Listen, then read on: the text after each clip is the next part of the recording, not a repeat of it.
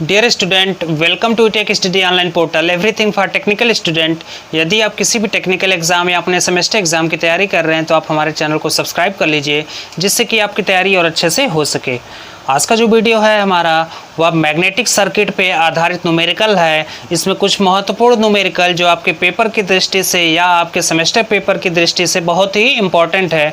तो आइए देखा जाए कुछ महत्वपूर्ण क्वेश्चन जो मैग्नेटिक सर्किट या कह सकते हैं चुंबकीय परिपथ पे आधारित है। पहला क्वेश्चन देखिए, फर्स्ट क्वेश्चन है, दो कुंडलियों के बीच, इंपॉर्टेंट क्वेश्चन है, दो कुंडलियों के बीच, कुंडली यानी क्या होता है, कॉइल, दो कुंडलियों के बीच पारस्परिक प्रेरकत्व, पारस्परिक प्रेरकत्व 4 हेनरी है। हेनरी किसका मात्रक है, प्रेरकत्व का। यदि एक कुंडली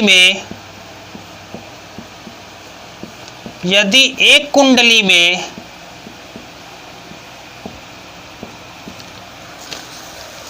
धारा 2 एम्पियर है,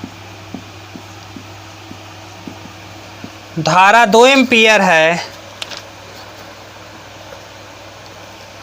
धारा 2 एम्पियर प्रति सेकंड है, ठीक है, धारा 2 एम्पियर प्रति सेकंड है, धारा 2 एम्पियर प्रति सेकंड की गति से परिवर्तित हो रहा है, ठीक है, गति से परिवर्तित होता है, परिवर्तित होता है, तो दूसरी कुंडली में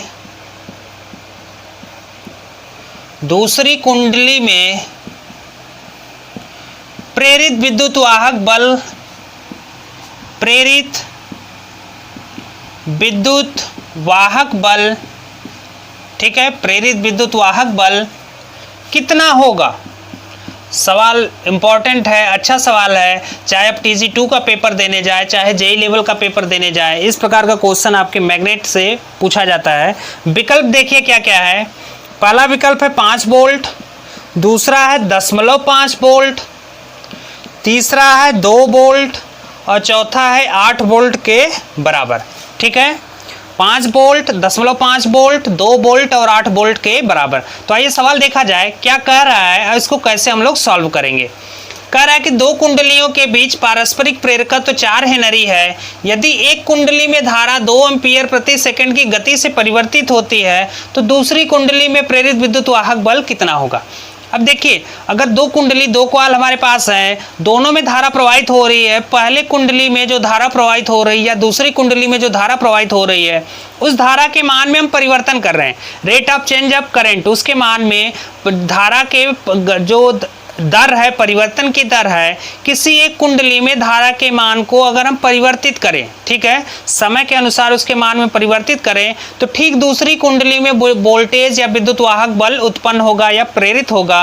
और उसका जो फार्मूला होता है वह होता है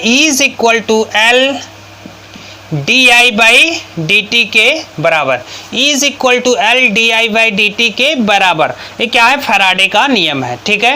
ये फैराडे के नियम के अनुसार यदि दो कुंडली एक साथ रखी गई है, दोनों में धारा प्रवाहित हो रही है, किसी एक कुंडली के धारा के परिमाण में परिवर्तन किया जाए समय के अनुसार या समय के साथ साथ उसके मान में परिवर्तन करेंगे, तो ठीक दूसरी कुंडली में प्रेरित विद्युत वाहक बल जनरेट होगा। और जो वह विद्युत वाहक बल जनरेट होगा या उत्पन्न होगा, उसका जो फार्मूला होगा वह होगा E=L di/dt के बराबर। हमारे सवाल में देखिए जो L दिया है वह प्रेरकत्व है, कितना है, 4 हेनरी के बराबर, और जो rate of change of current है, धारा परिवर्तन की दर di/dt कितना है, 2 एम्पियर प्रति सेकेंड, ठीक है। 2 एम्पियर प्रति सेकंड, तो यहाँ पे हम मान रख दें तो L का मान है 4 और di/dt का मान है 2, 4 दूना 8 वोल्ट के बराबर, 8 वोल्ट के बराबर, यानी जो सही आंसर है वह ऑप्शन डी है, 8 वोल्ट के बराबर। आसान क्वेश्चन था, इंपॉर्टेंट क्वेश्चन है। इस टाइप का क्वेश्चन क्या होता है कि आपको वर्ड वाले जो क्वेश्चन होते हैं वह मैग्नेट सर्किट से ज़्यादा देखे जाते हैं, जो डायरेक्ट फार्मूले पे आधारित होते हैं, लेकिन देख के लगेगा कि थोड़ा सा बड़ा है, लेंदी है, सब्जेक्टिव टाइप है, इसमें समय ज़्यादा लग सकता है। तो आप मैग्नेट के चैप्टर से जो भी न्यूमेरिकल आते हैं वो डायरेक्ट फार्मूले बेसिस पे आते हैं, और फार्मूला आपको हर चीज़ पता होना चाहिए कि फार्मूले का उपयोग हम कैसे करें। फार्मूले को जानिए प्लस उस पर आधारित क्वेश्चन का प्रैक्टिस करेंगे तो आने वाले ये जो इतने बड़े बड़े जो क्वेश्चन आपको दिख रहे हैं सब्जेक्टिव टाइप के, आप 2 मिनट में या 2 लाइन में उसको सॉल्व कर सकते हैं। अगर यह फार्मूला आपको पता होगा तो डायरेक्ट क्या करेंगे, ये 4-5 लाइन का जो सब्जेक्टिव टाइप क्वेश्चन लग रहा है और आपको यह महसूस हो रहा होगा कि इस पे ज़्यादा समय लग सकता है, लेकिन देखिए 2 से 3 लाइन में क्वेश्चन को हम लोग सॉल्व कर लिए। फार्मूला था E बराबर L di/dt, फैराडे का नियम। अब यहाँ पे L क्या है, प्रेरकत्व है, 2 कुंडलियों के बीच आपस में या पारस्परिक प्रेरकत्व, और di/dt क्या है, rate of change of current of any coil. ठीक है, किसी भी एक कॉइल में धारा परिवर्तन की दर है, दोनों को मल्टीप्लाई करेंगे, और मल्टीप्लाई करेंगे तो जो E है क्या है, प्रेरित या जनरेट विद्युत वाहक बल या इंड्यूस्ड विद्युत वाहक बल, वह कितना होगा, 8 वोल्ट के बराबर। इसका स्क्रीनशॉट ले लीजिए, फिर नेक्स्ट क्वेश्चन कराया जाए।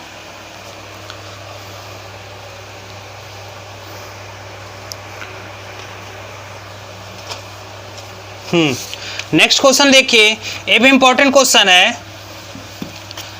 जो मैग्नेट के चैप्टर से जो भी सब्जेक्टिव टाइप क्वेश्चन मिलेंगे वो डायरेक्ट फार्मूले पे आधारित होंगे, और जिसका मान सिर्फ आप 2 से 3 लाइन में निकाल सकते हैं अगर फार्मूला उससे संबंधित पता है तो।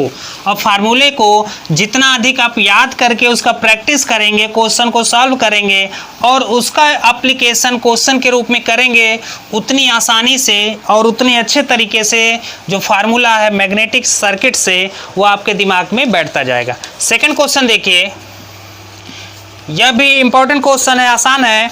कह रहा है कि एक 4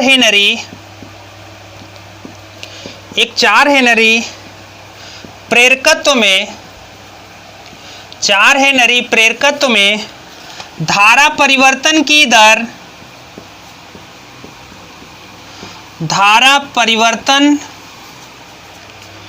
की दर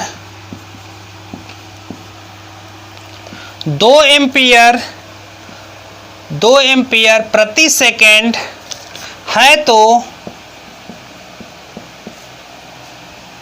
उत्पन्न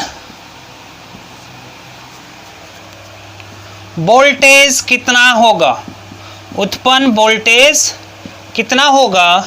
ठीक है, यह कॉइल है जिसमें धारा के मान को समय के अनुसार हम परिवर्तित कर रहे हैं, तो पूछ रहा है कि उस कॉइल में कितना वोल्टेज या विद्युत वाहक बल उत्पन्न होगा या प्रेरित होगा, हमको बताना है। ऑप्शन देखिए, ऑप्शन ए है 8 वोल्ट, ऑप्शन बी है 0.8 वोल्ट, तीसरा है 2 वोल्ट और चौथा है 16 वोल्ट के बराबर।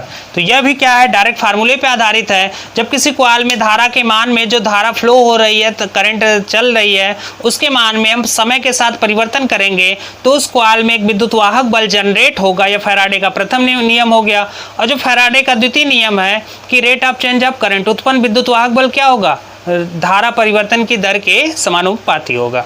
तो यहाँ पे देखिए जो फैराडे का नियम है, फैराडे के नियम के अनुसार E इज इक्वल टू क्या होगा, L di/dt के बराबर। ठीक है, जैसा प्रीवियस क्वेश्चन, लास्ट क्वेश्चन हम लोग किए थे, तो यहाँ पे जो L का मान है वह 4 हेनरी है और di/dt जिसे हम rate of change of current कहते हैं, या 2 एम्पियर प्रति सेकेंड के बराबर है। तो इसका डायरेक्ट मान रखेंगे तो L का मान है 4 और di/dt का मान है 2, तो 4 दूना 8 वोल्ट के बराबर।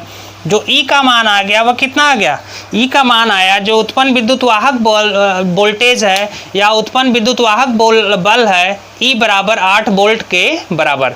ठीक है, तो यानी जो सही आंसर होगा वह ऑप्शन ए होगा, सटीक आंसर वह 8 वोल्ट के बराबर होगा। स्क्रीनशॉट ले लीजिए इसका।